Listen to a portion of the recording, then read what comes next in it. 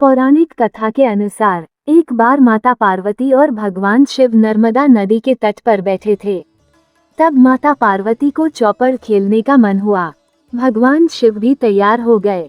अब सवाल ये था कि उनमें विजयी कौन हुआ, इसका फैसला कौन करेगा। तब भगवान शिव ने तिनकों से एक पुतला बनाया और उसमें प्राण प्रतिष्ठा कर दी। उन्होंने उससे कहा कि बेटा, हम चौपड़ खेलना चाहते हैं, तुम हार और जीत का फैसला करना। फिर माता पार्वती और भगवान शिव चौपड़ खेलने लगे। 3 बार चौपड़ का खेल हुआ और माता पार्वती तीनों बार जीत गईं। खेल के अंत में उस बालक से विजेता की घोषणा करने को कहा गया।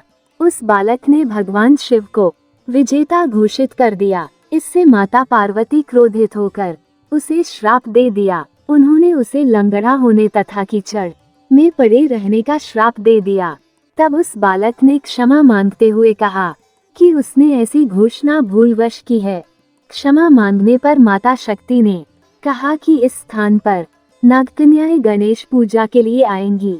उनके बताए अनुसार तुम भी गणेश व्रत करना, उसके प्रभाव से फिर तुम मुझे प्राप्त करने में सफल होगे। इसके बाद माता पार्वती और भगवान शिव अपने धाम चले गए। लगभग 1 वर्ष बीतने पर वहां नागकन्याएं आईं। उनसे बालक ने गणेश व्रत की विधि बता करके 21 दिन तक गणेश जी का व्रत किया। गणपति प्रसन्न हो गए और उन्होंने दर्शन देकर उस बालक से मनोवांछित फल मांगने को कहा। उसने कहा कि वह पैरों से स्वस्थ होना चाहता है और कैलाश पर अपने माता पिता के पास पहुंचना चाहता है ताकि वे उसे देखकर प्रसन्न हो जाएं।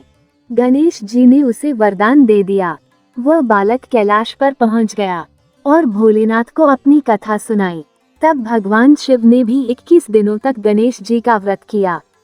इसके प्रभाव से माता पार्वती की शिव जी से नाराजगी दूर हो गई।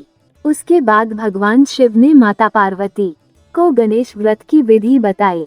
तब माता पार्वती के मन में अपने पुत्र कार्तिकेय से मिलने की इच्छा हुई। उन्होंने भी 21 दिनों तक गणेश जी का व्रत किया। उनको मोदक और दूर्वा नियमित रूप से अर्पित किया। 21वें दिन कार्तिकेय माता पार्वती से स्वयं आकर मिले।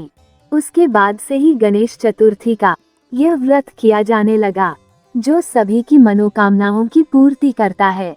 गणेश भगवान की जय।